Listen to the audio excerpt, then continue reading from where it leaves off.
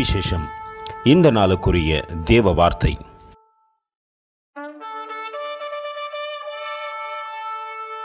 And I will walk among you, and will be your God, and ye shall be my people. Leviticus 26:12. నేను మీ మధ్య నడిచెదను, మీకు దేవుడినై యుందును, మీరు నాకు ప్రజలై యుందురు.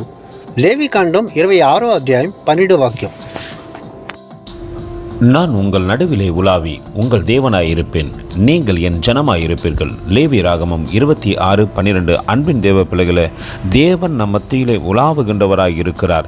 எங்கள் மத்தியிலே உலாவிடும், எங்களோடு கூட வாசம் செய்யும் என்று பக்தர்கள் கேட்பதைப் போல நம் மத்தியிலே உலாவ விரும்புகின்ற தேவனோடு கூட நாமும் இருக்கத்தக்கதாக அவருக்கு முன்பாக நம்மை தாழ்த்தி தரைமட்டமாக ஒப்பு கொடுத்து அந்த அன்பின் தேவனை பார்த்து எங்களோடு கூட வாசம் செய்யும் தகப்பனே என்று சொல்வோமா?